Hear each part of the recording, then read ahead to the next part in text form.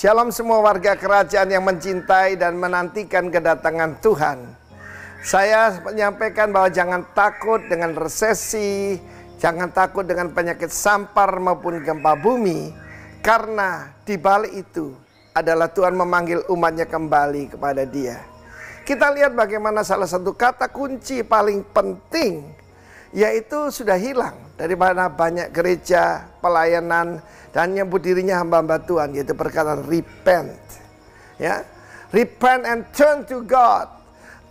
Bertobat dan berbaliklah kepada Tuhan. Banyak orang sekarang cuma berpaling kepada Tuhan, tapi tidak berbalik. Saya masih ingat bahwa kebangunan rohani dalam hidup saya dimulai 40 tahun yang lalu.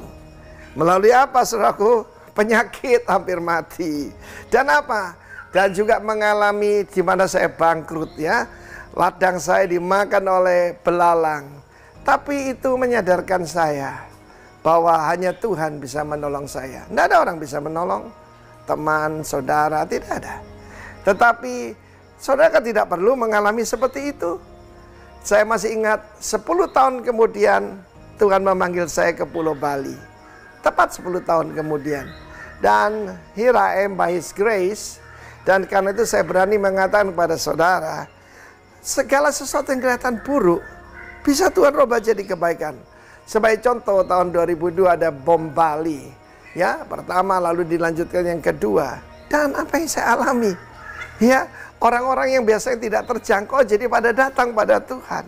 Demikian juga melalui corona ini, ya, maka saya yakin dan percaya sesuatu yang buruk Tuhan bisa rubah.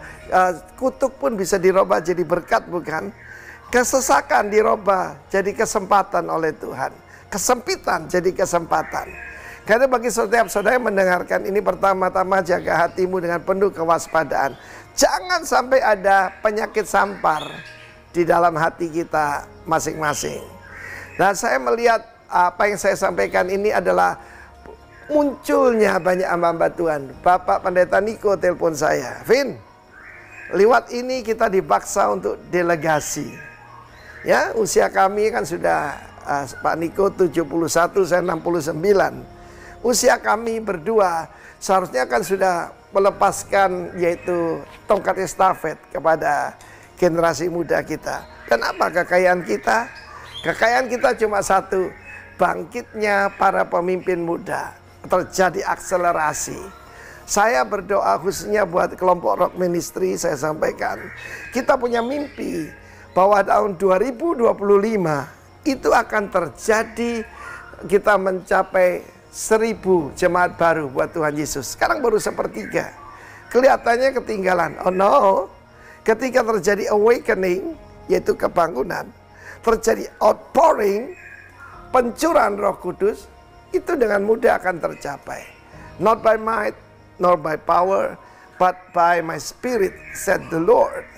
Itu janji Tuhan. Bukan kuat, bukan gagah, tapi karena kuasa rohku, kata Tuhan. Karena itu umat Tuhan, kebangunan rohani mulai dari diri sendiri. Ketika terjadi kebangunan rohani di Wales, wartawan pergi ke sana, mereka tanya, di mana kebangunan rohani itu? Seorang polisi tanya begitu. Dia berkata, sir, ya, the revival is inside this uniform. Ya, di dalam seragam ini, maksudnya hatinya dia. Karena itu bangkitlah setiap kepala keluarga. Selamatkan seluruh keluargamu seperti Nuh menyelamatkan seluruh keluarganya. Jangan takut, akan ada revival. Tuhan memberkati kita semua. Amin.